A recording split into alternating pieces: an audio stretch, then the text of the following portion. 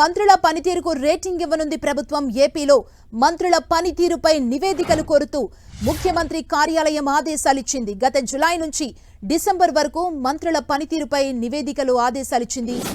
ఈ కాలంలో మంత్రులు తీసుకున్న నిర్ణయాలు, అమలు చేసిన ప్రతిపాదనలు, పనితీరుపై రిపోర్ట్ అడిగింది. పనితీరు ఆధారంగా మంత్రులకు రేటింగ్ ఇవ్వనుంది ఏపీ ప్రభుత్వం. గత 2 క్యాబినెట్లలోనూ మంత్రుల పనితీరు నివేదికలు ఇవ్వాలని చంద్రబాబు ఆదేశాలిచ్చారు. కానీ 3 తప్ప మిగతా మంత్రులు ఎవరూ నివేదికలు ఇవ్వలేదు. దీంతో ప్రభుత్వం నుంచే ఆయా శాఖలకు ఆదేశాలిచ్చింది సీఎంఓ. 1 కంటే ఎక్కువ శాఖలు నిర్వహిస్తున్న మంత్రులు విడివిడిగా నివేదికలు ఇవ్వాలని సూచించింది. మంత్రుల నివేదికల ఆధారంగా పనితీరుపై రేటింగ్ ఇవ్వనుంది.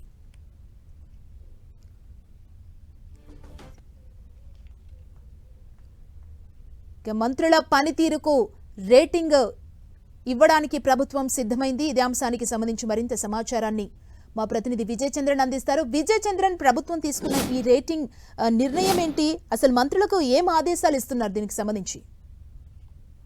ఆంధ్రప్రదేశ్ లో మంత్రులకు వారి పనితీరు మీద రేటింగ్ ఇవ్వాలని సీఎం చంద్రబాబు నిర్ణయం తీసుకోవడం జరిగింది. దీనికి సంబంధించి గత జూలై నుంచి డిసెంబర్ వరకు మంత్రుల పనితీరు మీద నివేదికలు పంపాలని చెప్పేసి ప్రభుత్వం ఆదేశాలు జారీ చేసింది.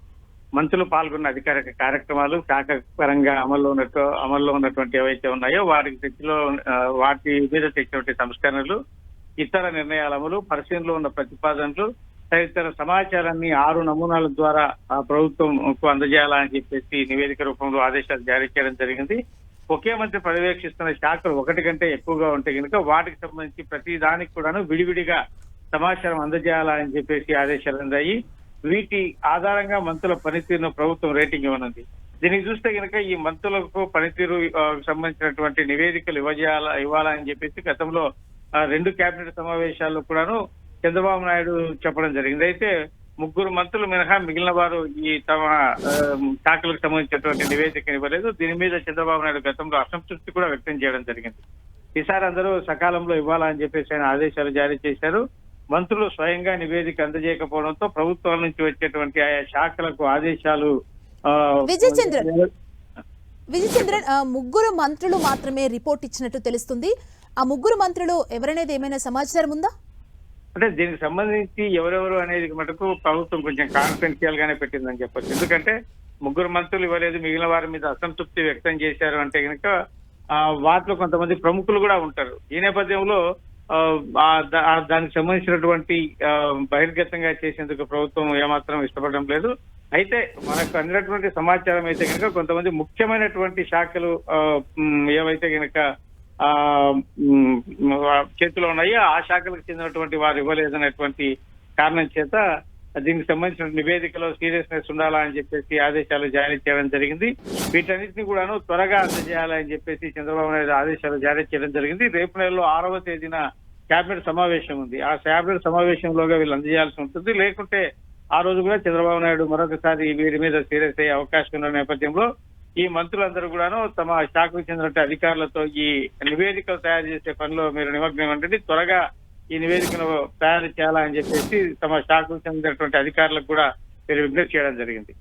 విజయ్ చంద్రన్, ఇప్పుడు ప్రభుత్వం ఏదైతే రేటింగ్ తీసుకొస్తుందో తెరపైకి, దీన్ని బట్టే వారి వర్క్ స్టైల్ ని బట్టే వారి రాజకీయ జీవితం ఆధారపడి ఉంటుందని క్లియర్ గా వాళ్ళకు ఒక సంకేతాన్ని ఇస్తుంది అనుకోవచ్చా? ఎందుకంటే ఈ పనితీరుకు సంబంధించిన రేటింగ్ ఏదైతే ఉందో దానికి సంబంధించి వారు ఏ విధంగా పనిచేస్తున్నారో దానికి సంబంధించిన ఒక ఎగ్జామ్ లాంటిది అని చెప్పొచ్చు. ఎందుకంటే ఈ వారు చక్కగా పనితీరు చేస్తే కనుక మంత్రివర్గ విస్తరణ ఎప్పుడు జరిగినా కూడాను వారి యొక్క పనితీరు ఆధారంగా వారికి ఎక్స్టెన్షన్ చేయడమా లేకుంటే వారి స్థానంలో కొత్త మంత్రులను తీసుకురావడం అనేది ఉంటుంది. కాబట్టి ఈ పనితీరుకు సంబంధించిన నివేదిక చాలా ఇంపార్టెంట్ ఉంటుంది. కాబట్టి ఇది వాళ్ళకు ఒక ఛాలెంజ్ లాంటిదే. ఒకవేళ ఎవరైనా వెనకబడి ఉన్నా కూడాను వారి పనితీరుకు సంబంధించిన అంశాల్లో వాళ్ళు మెరుగుపరుచుకునే అవకాశం కూడా ఉంటుంది. కాబట్టి ఈ పనితీరుకు సంబంధించినటువంటి నివేదిక అనేది చాలా ఇంపార్టెంట్ వాళ్ళ రాజకీయ భవిష్యత్తు అయితే చెప్పక తప్పదు. విజయ్ చంద్రన్, అంటే ఇప్పుడు ఈ నివేదిక అందించాలంటూ ప్రభుత్వం కోరుతుంది. ఈ నివేదికల ఆధారంగా రేటింగ్స్ ని బట్టి మంత్రివర్గంలో మార్పులు చేర్పులు ఉండొచ్చా ఫ్యూచర్ లో?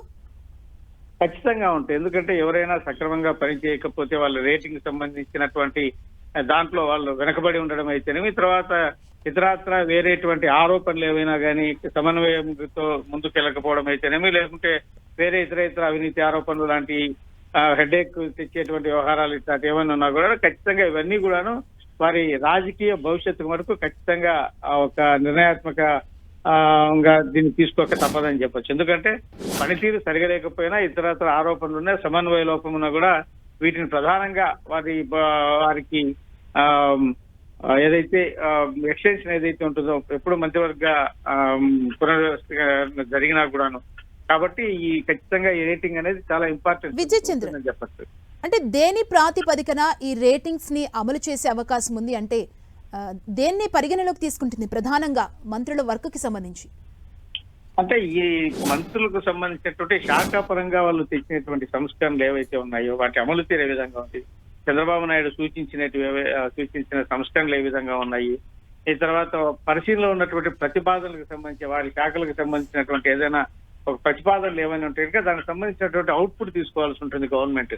కాబట్టి ఆ మంత్రి ఆయా శాఖ అధికారులతో కూర్చొని రివ్యూలు చేసి దీనికి సంబంధించినటువంటి ఎటువంటి నిర్ణయాలు తీసుకుంటే బాగుంటుంది ఒక నోట్ ప్రభుత్వానికి ఇవ్వాల్సి ఉంటుంది. ఆ విషయం మీద కూడా ఈ వాళ్ళు ఎన్ని అంశాల మీద ఇచ్చారు, ఎన్ని అంశాల మీద వారు నిర్లక్ష్య అంటే ధోరణితో ఉన్నారు, వీటన్నింటినీ పరిగణలోకి తీసుకుంటుంది. అంతేకాకుండా ఇతరాత్ర నిర్ణయాలు కూడా కొన్ని ఉంటాయి. గవర్నమెంట్ చెప్పినటువంటి నిర్ణయాలు ఇవి ఏ విధంగా తీసుకెళ్తే ముందుకెళ్తుంది అనే దాని మీద వాటి మీద కూడా వీళ్ళు రివ్యూలు చేసి ఏదైతే కనుక ఇన్పుట్ తీసుకుని ప్రభుత్వానికి అందజేయాల్సి ఉంటుంది. అధికారిక కార్యక్రమాల్లో ఎన్నిట్లో పాల్గొన్నారు, కొంతమంది అధికార కార్యక్రమాల్లో పాల్గొనకుండా టైం పాస్ చేసే వ్యవహారాలు కూడా ఉంటాయి. కాబట్టి ఈ ప్రజల్లోనికి ఎంత మాత్రం వెళ్లారు అనే దాని మీద కూడా ఈ మార్కులు అనేవి ఖచ్చితంగా ఉంటాయి. Thank you Vijay Chandra.